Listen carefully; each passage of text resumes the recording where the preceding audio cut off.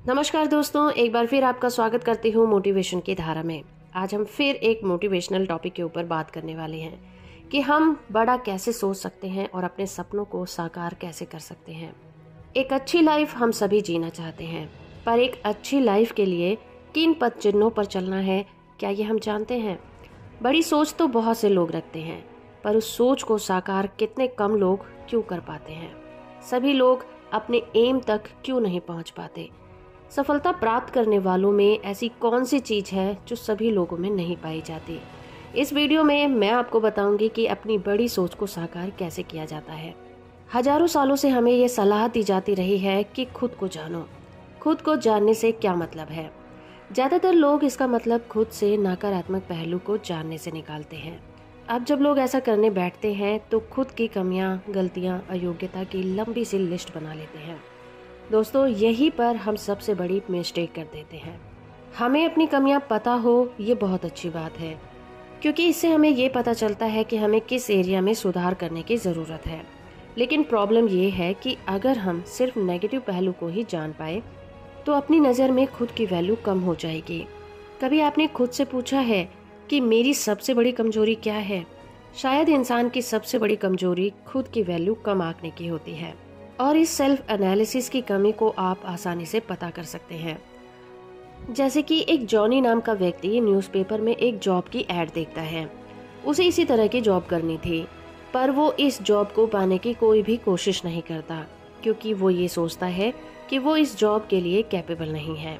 ये जॉब मुझे नहीं मिल सकती, इसलिए बेकार में ट्राई क्यों करूं। एक लड़का लड़की को डेट पर ले जाना चाहता है, पर वो उसे कभी नहीं पूछता, क्योंकि मन ही मन वो सोचता है कि वो लड़की उसे कभी हाँ नहीं कहेगी।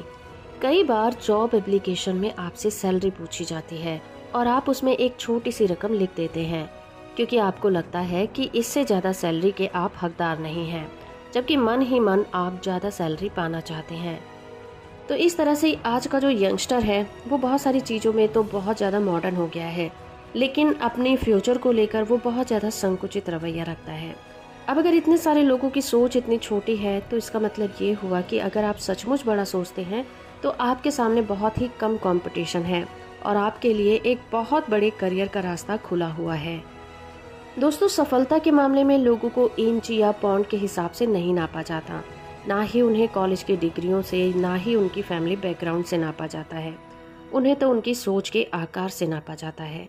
आप कितना बड़ा सोचते हैं, यही आपकी उपलब्धि का आकार तय करेगी। तो आप अपनी सोच को किस तरह से बड़ा कर सकते हैं? इसके लिए आइए एक प्रैक्टिस करते हैं, जिससे आप अपने सच्चे आकार को नाप सकते हैं। और ये प्रैक्टिस बताई गई है ऑथर डेविड जे स्वार्ट्स ने, जिसके बारे में उन्होंने the magic of thinking book में लिखा है। ऑथर कहते हैं कि अपने 5 गुणों को तय कर लें। इसके लिए आप किसी भी दोस्त की मदद ले सकते हैं, जैसे कि वो आपकी वाइफ, आपका सीनियर, प्रोफेसर या कोई भी ऐसा व्यक्ति हो सकता है जो आपको आपके बारे में सच्ची राय दे। फॉर एग्जाम्पल, आपकी एजुकेशन के बारे में, एक्सपीरियंस के बारे में, टेक्निकल नॉलेज के बारे में, आपका हुलिया, आपका बैलेंस और आपका घरेलू जीवन किस तरह का है, आप किस तरह के लीडर हैं, इस तरह की योग्यताओं के बारे में वो व्यक्ति अच्छी और सच्ची राय दे। दूसरी बात ये कि हर गुण के सामने अपने उन 3 परिचित लोगों के नाम लिखिए जो बहुत ज़्यादा सफल हैं, पर उनमें ये गुण उतनी मात्रा में नहीं हैं जितनी मात्रा में ये गुण आपके अंदर हैं।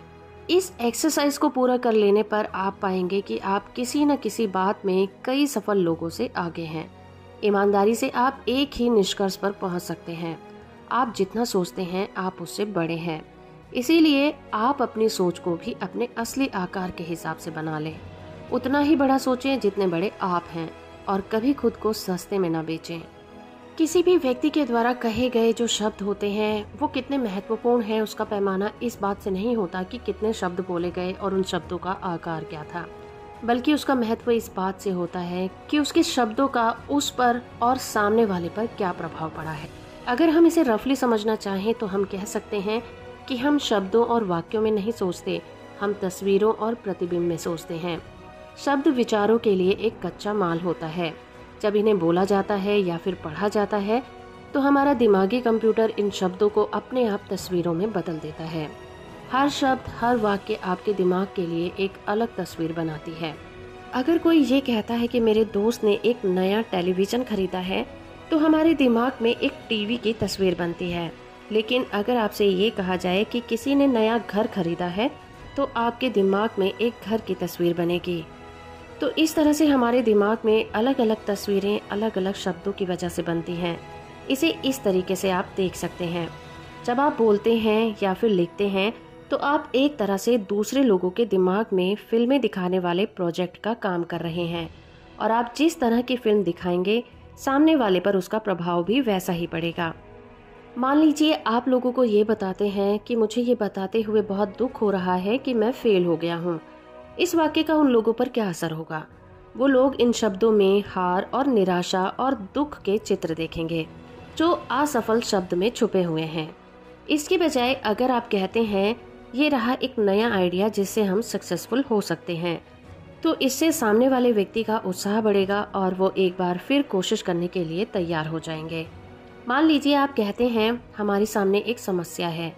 ऐसा कहने पर दूसरों के दिमाग में आप ऐसी तस्वीर बना देंगे जो सुलझाने में मुश्किल और अप्रिय होगी। इसके बजाय ये कह सकते हैं, हमारे सामने एक चुनौती है, और इस वाक्य में आप एक ऐसी मानसिक तस्वीर बना देते हैं जिसमें आनंद है, खेल है और करने के लिए कुछ नया भी है। जब आप किसी ग्रुप डिस्कशन में कहते हैं कि हमने वाकई बहुत ज़्यादा खर्च कर डाला है, तो लोगों को लगता है कि खर्च हुआ पैसा कभी वापस नहीं लौटेगा। निश्चित रूप से ये एक नेगेटिव वाक्य है। इसके बजाय आप ये कह सकते हैं कि हमने बड़ा निवेश किया है। तब लोगों के दिमाग में ऐसी तस्वीर बनेगी जिसमें बाद में बेनिफिट लौटता हुआ दिखाई देगा, और ये एक पॉजिटिव सेंटेंस है। तो दोस्तों, मुद्दे की बात ये है कि आशावादी लोगों में अपने और दूसरों के दिमाग में सकारात्मक, प्रगतिशील और आशावादी तस्वीरें बनाने की कला होती है। बड़ी सोच के लिए हमें ऐसे शब्दों और वाक्यों का प्रयोग करना चाहिए जो बड़े ही सकारात्मक मानसिक चित्र प्रदान करें। इस बुक में ऑथर ने हमें अपनी सोच को बड़ा करने और विकसित करने के लिए 4 तरीके बताए हैं। पहला ये कि अपनी भावनाओं को व्यक्त करने के लिए बड़े सकारात्मक, आशावादी शब्दों और वाक्यों का प्रयोग करना चाहिए। जब आपसे कोई पूछता है, आप आज कैसा महसूस कर रहे हैं, और आप उसे जवाब देते हैं, मैं थका हुआ हूँ, मुझे सिर दर्द है, काश कि आज शनिवार ना होता और मेरा आज बहुत बुरा हाल है, तो आप अपनी कंडीशन को अपने ही हाथों खराब कर रहे हैं। आप कुछ अलग लाइनों की प्रैक्टिस कर सकते हैं, जैसे कि ये एक बहुत आसान बात है, पर इसमें बहुत पावर की जरूरत है। आप अपनी पूरी एनर्जी को इकट्ठा करें और इसकी प्रैक्टिस करें। जब भी आपसे कोई पूछे, आप कैसे हैं या आज आप कैसा महसूस कर रहे हैं, तो जवाब में हमेशा कहें, मैं बहुत बढ़िया हूँ, धन्यवाद, और आप कैसे हैं? या फिर कहें बेहतरीन या शानदार। हर मौके पर कहें कि आप बढ़िया महसूस कर रहे हैं, और आप सचमुच ही बढ़िया महसूस करने लगेंगे और ज़्यादा बड़ा भी सोचने लगेंगे। एक ऐसे व्यक्ति बने जो हमेशा बढ़िया महसूस करता है, इससे आपके अच्छे दोस्त बनते हैं। दूसरा पॉइंट ये कि दूसरे लोगों की चर्चा करते हुए आप ब्राइट, खुशनुमा और पॉजिटिव शब्दों और वाक्यों का प्रयोग करें। ये रूल बना लें कि आप अपने सभी दोस्तों और सहयोगियों के लिए बड़े ही पॉजिटिव शब्दों का प्रयोग करेंगे। जब आप किसी के साथ अपने किसी तीसरे फ्रेंड के बारे में बात कर रहे होते हैं जो कि वहाँ पर उपस्थित नहीं होता, तो आप उसकी बड़े शब्दों में प्रशंसा करें। हाँ, वो बढ़िया आदमी है, लोग कहते हैं उसका काम बहुत बढ़िया है। इस बात पर बहुत ध्यान रखें कि आप उसकी बुराई कभी ना करें या फिर घटिया भाषा का इस्तेमाल ना करें। देर सवेर तीसरे व्यक्ति को पता चल ही जाता है कि आपने उसके बारे में क्या कहा था, और आपने जो बुराई की थी वो आपको उसके सामने बुरा बना सकती है। तीसरा पॉइंट ये कि दूसरों का उत्साह बढ़ाने के लिए पॉजिटिव लैंग्वेज का यूज करें। हर मौके पर लोगों की तारीफ करें। अपनी पत्नी या अपने पति की हर रोज तारीफ करें। अपने साथ काम करने वालों की रोज तारीफ करें। अगर सच्ची तारीफ की जाए तो वो सफलता का औजार बन जाती है।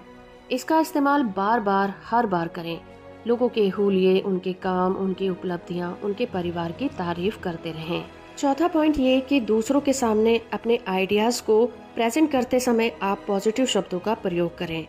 जब लोग इस तरह की बात सुनते हैं, मैं आपको एक अच्छी खबर सुनाना चाहता हूँ, आपके सामने एक सुनहरा अवसर है, तो उनके दिमाग में आशा जाग जाती है।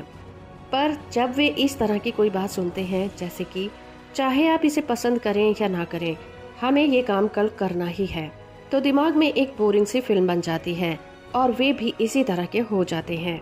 जब आप जीत का वादा करते हैं तो दूसरों की आंखों में चमक आ जाती है। जीत का वादा करें और आपको दूसरे लोगों का समर्थन हासिल हो जाएगा। इसलिए कहते हैं कि अपनी सोच से महल बनाएं, कब्र न खोदें। तो दोस्तों, बताई गई इन तरीकों को अपनाकर आप अपनी सोच में परिवर्तन करके अपने सपनों को साकार कर सकते हैं। इसी तरह के टॉपिक पर अगली वीडियो में मैं आपसे जरूर मिलूंगी। वीडियो कैसी लगी है आप कमेंट करके जरूर बताइए। हमारे चैनल से जुड़े रहने के लिए वीडियो को लाइक, शेयर और सब्सक्राइब करना बिल्कुल मत भूलिएगा। धन्यवाद।